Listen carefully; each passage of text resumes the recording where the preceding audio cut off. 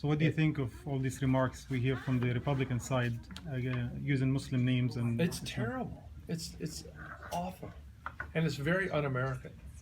It reminds me of it reminds me of what we did with the Japanese internment in World War II, what we did with turning away the Jews from Germany in the late 30s and the 40s, what we did with African Americans in the time of slavery, what we did with the Germans in World War I. But it's worse than all that because it. So what is your message to the Muslim community or Arab community in Virginia?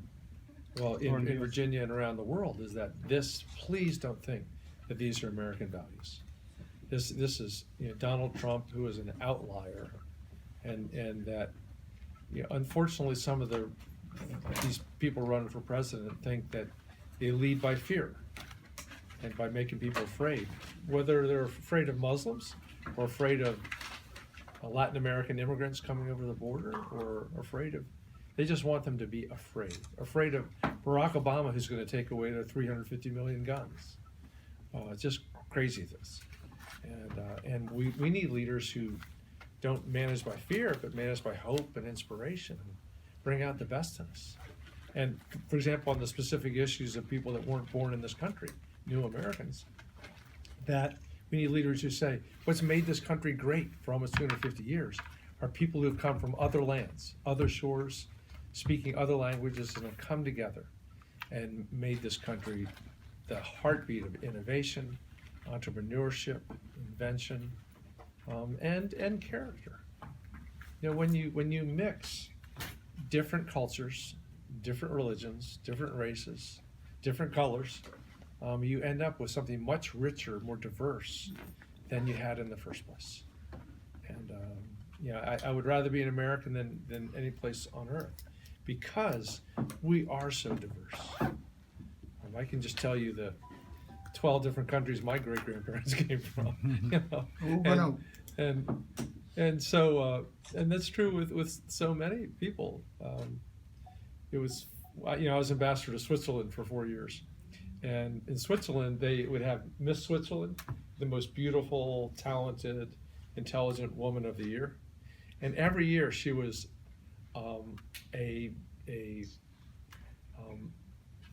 mix of cultures. It would be an Asian married to a European, or a European married to a Latin American, or and they turn out to be very beautiful.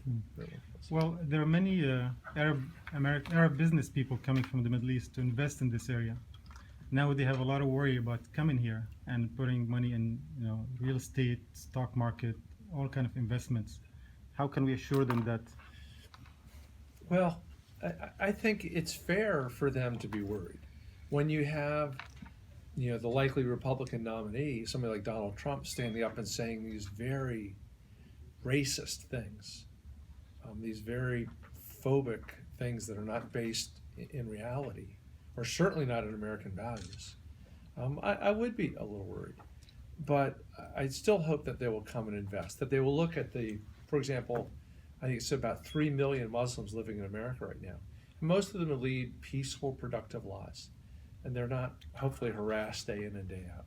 They get a little insecure when the Donald Trumps get up there, but hopefully their co-workers and their neighbors treat them with respect and affection.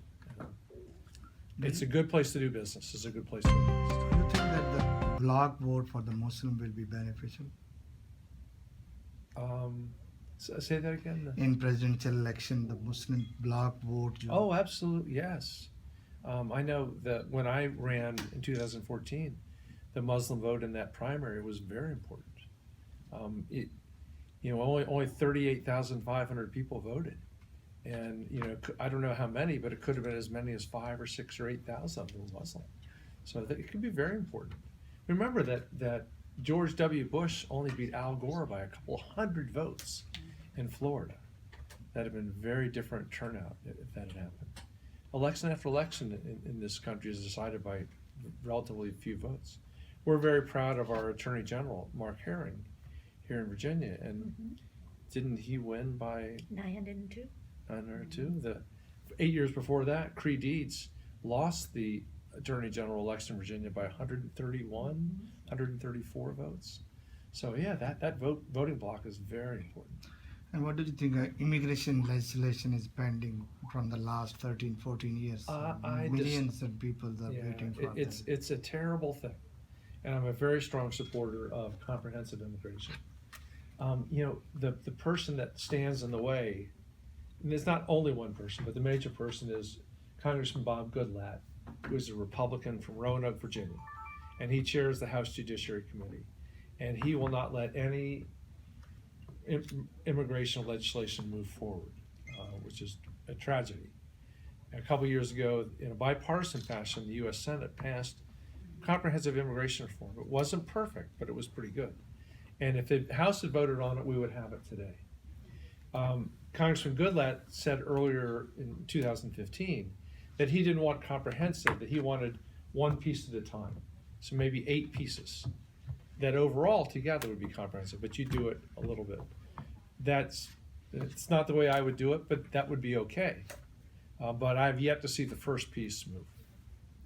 His plan was that he'd move from punishing things, walls, faster deportations, things like that, to the more compassionate things, a pathway to citizenship, a way to stay here and not live in fear, dreamer type programs. But we haven't seen any movement on anywhere. So. Yes, Marwan, excuse me. There are expected or estimated 8 to 10 million Muslims living in the U.S. today. Out of those, 3 to 3.5 are Arab Americans. Half of those actually happen to be Christian Arabs. Right. Now, on the Arab American side, Arabs are not recognized minority. Therefore, they cannot get advantages in business and elsewhere in this country as a minority. How can we push this issue and put it on the table and have at least the state of Virginia become a pioneer in this area? I had not realized that Arab Americans were not recognized as a minority. Because we don't fit under agents, we don't fit under Southeast agents. We're a category on our own. Well, that's probably the first thing we should do is look at both at a federal level and at a state level whether it's possible to develop thank you. No problem. We do need to wrap up in a couple minutes so Urdu language can get their interview in. An Arab American categorization for these things. And that would be something, Marwan, that we can work with. The Department of Commerce has a minority business enterprise unit in it, one of the 13 units, is to look and see, how they identify the groups that they want to target. Thank you.